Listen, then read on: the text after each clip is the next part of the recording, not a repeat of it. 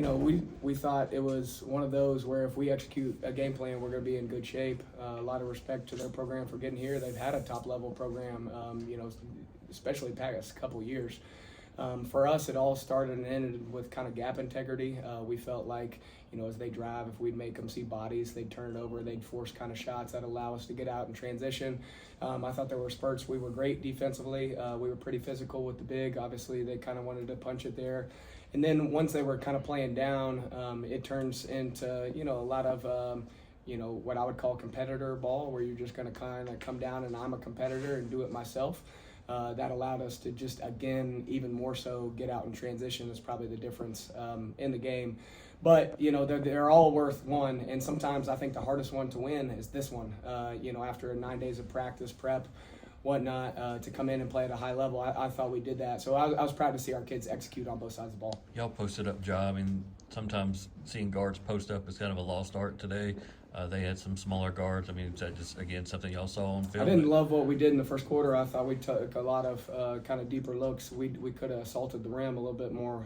But with that said, they featured two kind of 5'7" guards on the other side. We felt like if it was man, we can space them out and attack them, attack the big, and then the other portion of that game plan is if they do use one of the smaller guards to guard him, is take him down there. And that just kind of shows off his diverse skill set.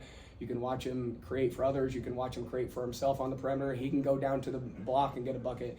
So it's nice to just have a tool like that. And credit for our kids, they executed a couple times second quarter.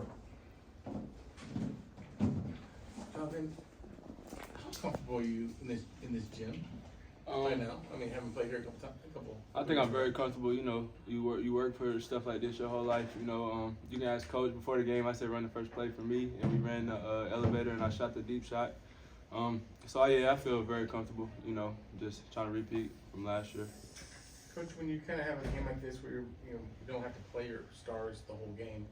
You guys are to win it all. You have to play 3 straight nights. Is it good to have a night when you can kind of, give them a little more extra rest, knowing that hey, you've got to have legs on the last night too? Yeah, I definitely think so. 3 games in 3 days is a tough stretch. It's something we're prepared for. At the same time, I'm just happy to see so many kids go out there and so many kids have success. We do have a very, very deep team. We've got a lot of kids on the roster we kind of believe in a lot of different ways. And so for that many kids to go in and completely contribute to winning, I thought was huge, for us. But I do think there's some added value to getting these guys off the floor, with a quarter to go. Jamir's day, 9 of 11 shooting. Has he been that great of a shooter all year long? Or is that? Jamir's been awesome around the rim the entire year. That's who he is. He's great off the ball. Transition, he runs the floor hard. We've done a good job finding him off the ball cuts. Obviously, he's extremely athletic. He can, punch it with the best of them. With that said, for him to go 2 for 3 from the 3-point line is some added value. Yeah. But he's displayed that throughout the course of the year. And, I think he's been at his best in the biggest moments. And for a freshman, that's hard to say that about him. And so credit to him. I thought on the biggest stage, he played really well on both sides of the ball. John, what do you think about Jamir's development this year? Last year you and Brandon were such a powerful 1-2 punch, and as the season's going on, I mean, Jamir's just keep getting better and better to fill that role. Yeah, I feel like it's kind of the same thing with Brandon. A lot of y'all don't know, me and Jamir grew up together. That's like a little brother to me. So when he was coming up and I knew he was about to be a freshman, and just taking him under my wing, I love to see it. And as the games have been going on, he just taking a bigger role on every game. And you see when the lights on in the big moment, he out there shining, and I love that for him. Jamir, can you just talk about your development offensively and obviously with Brandon and I here this year, you needed that extra score there. I mean, talk about how you've kind of evolved. Whenever coach asks me to go get a bucket, I'll go get a bucket, and I've been working on my shot lately too, so I've been getting better with the shot also, and I'm good around the rim, so.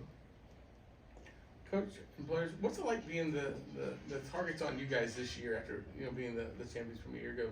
Do you feel that way? Do you feel like everyone's kind of circled you guys as that team to beat? We've talked about a lot as of late, and even in the locker room today, is the word champion at this point to us means nothing. We're proud of what happened last year, but it's in the past, and we've got to flip the switch from champion to contender. There's a difference. A champion's complacent. A champion, is, in the, like I said, the past. Contenders desire. A contender's hungry. A contender's going to do whatever's necessary to go win the game on the floor. And I think that's what it takes to repeat. And it's no easy task to handle that. But we've been focused on, creating a legacy. And to me, a legacy is associated with a contender and all their that kind of attributes rather than a champion. Brought to you by SmartBank. Play smart, bank smart. SmartBank. For more information, visit smartbank.com.